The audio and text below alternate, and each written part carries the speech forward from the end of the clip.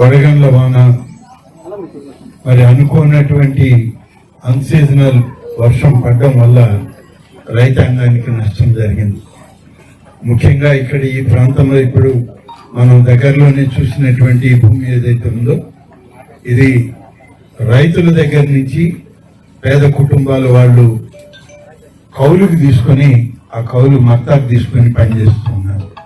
చేతికి వచ్చేటువంటి సందర్భంలో వ్యవసాయ శాఖ అధికారులు కూడా చెప్పారు ఇప్పుడే ఈ పంట దాదాపు 3.5-4 గుంట్ల ధాన్యం అవుతుంది ఎకరాకి, అంత బాగా వచ్చింది వరి అని అనుకునే సమయంలో ఇది జరిగింది. చాలా ఎక్కువ నష్టం జరిగింది సార్ వాళ్ళకి అని చెప్పి వ్యవసాయ అధికారులు కూడా ఇప్పుడే ప్రస్తావన చేయడం, రెవెన్యూ అధికారులు కూడా దీని గురించి స్పందించడం జరిగింది. ఈ విషయం నాకు తెలిసిన వెంటనే జిల్లా వ్యవసాయ శాఖ అధికారులని, రెవెన్యూ అధికారులని వెంటనే వెళ్ళి మీరు చూడాలి, చూసి వీటిని వెంటనే ఎన్యూమరేషన్ చేసి ఎక్కడెక్కడ ఎంత డ్యామేజ్ జరిగిందో చూడాలి అని చెప్పి చెప్పడం జరిగింది.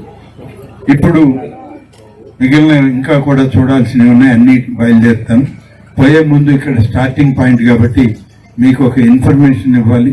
ఆ ఇన్ఫర్మేషన్లో ఇవాళ వరి పైరు పెట్టి దాంట్లో డ్యామేజ్ అయినటువంటి భూమి 914 హెక్టార్ల భూములు.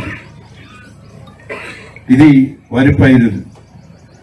అలాగే 995 మంది రైతులు నష్టపోయారు ఈ యొక్క వడగండ్ల వల్ల అని చెప్పి ఇక్కడ మనకి ఇవ్వడం జరిగింది.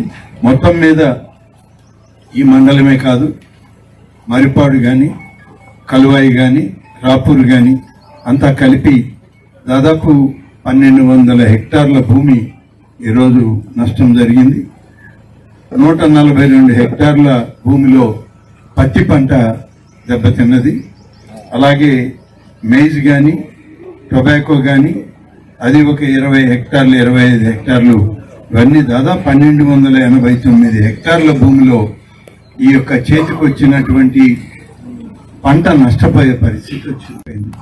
ఆ భూమిలో పడ్డటువంటి ఆ గింజను మళ్ళీ తీసే పరిస్థితి లేదు. కాబట్టి దీన్ని పూర్తిగా ప్రభుత్వం నుంచి ఇప్పటికే జిల్లా కలెక్టర్ గారికి, వ్యవసాయ శాఖ అధికారులకు అందరికీ ఆదేశాలు ఇచ్చారు.